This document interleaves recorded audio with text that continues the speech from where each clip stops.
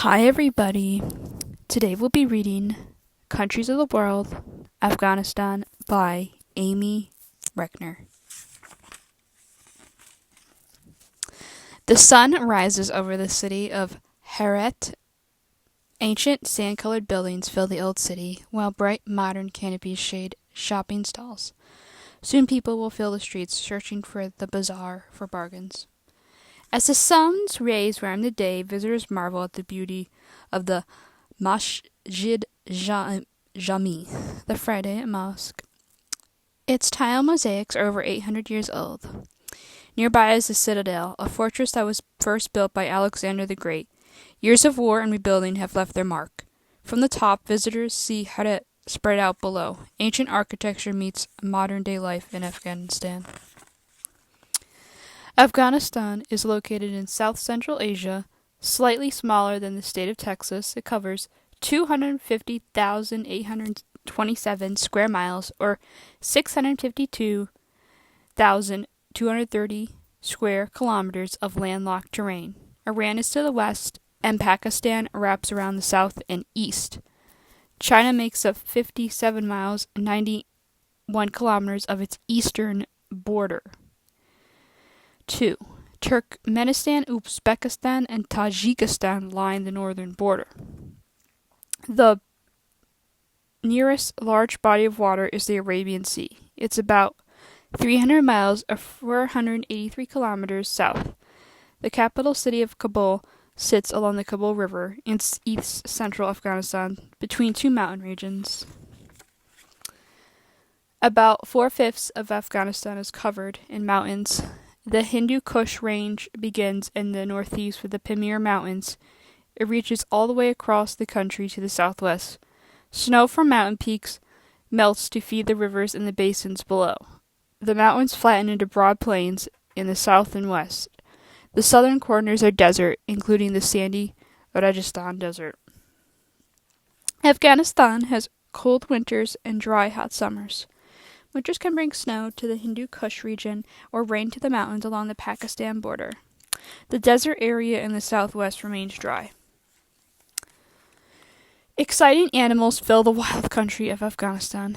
Rare snow leopards and macaque scales the mountains. Golden jackals and Indian gray mongooses roam the scrubland. Long-legged Ural sheep and ibex graze on grass in the northern plains. Small mammals like hedgehogs, mouse hares, and shrews flee their hunters. Venomous snakes, such as Persian horned vipers, hide among rocks. Predatory birds like the saker falcon swoop down from the mountaintops to catch mice.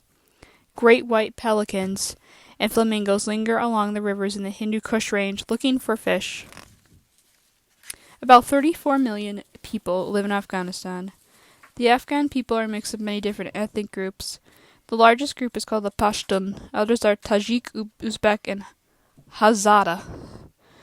Afghanistan has two official languages. The most common is Dari, a Persian dialect, and the other is Pashto. Islam is Afghanistan's national religion. People who follow Islam are called Muslims. Long ago, Muslims split into two branches, Shia and Sunni.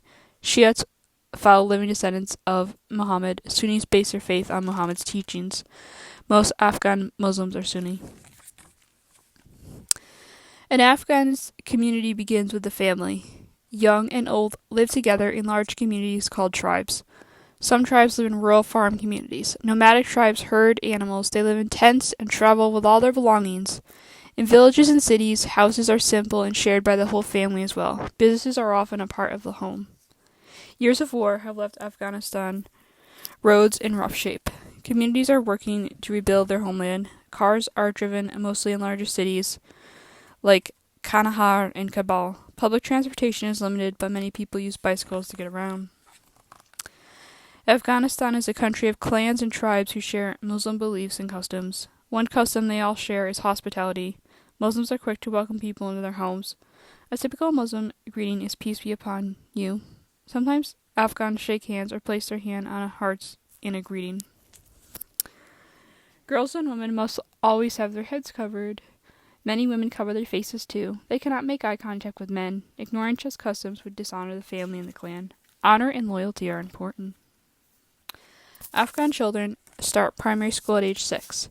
Middle school begins at age 13. Some go to secondary school to prepare for a trade university, but many do not.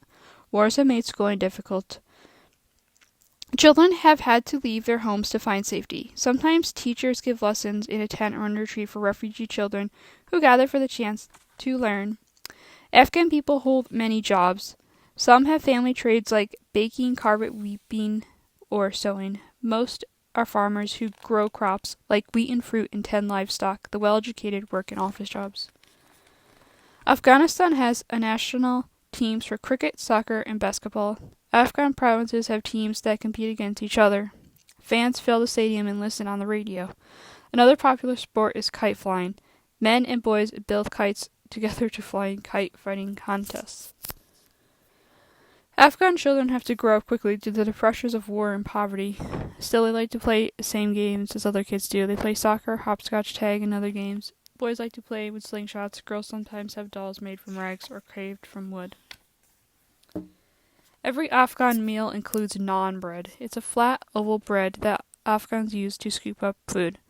Recipes rely on Afghan farms for fruit, vegetables, and dairy products. An Afghan tradition is dastakran, a large spread of food laid over a cloth. The cloth is often laid on the floor.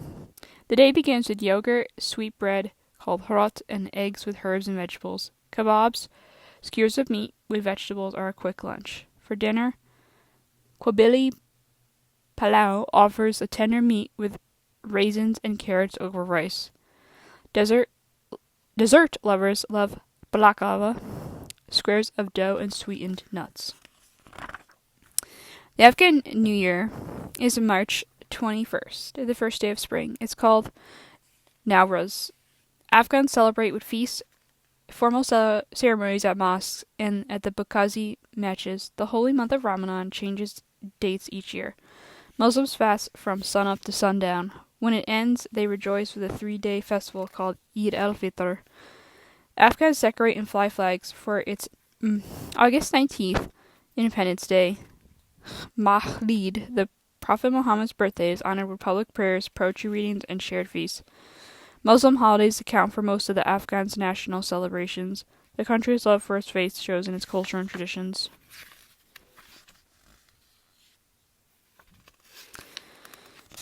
Okay.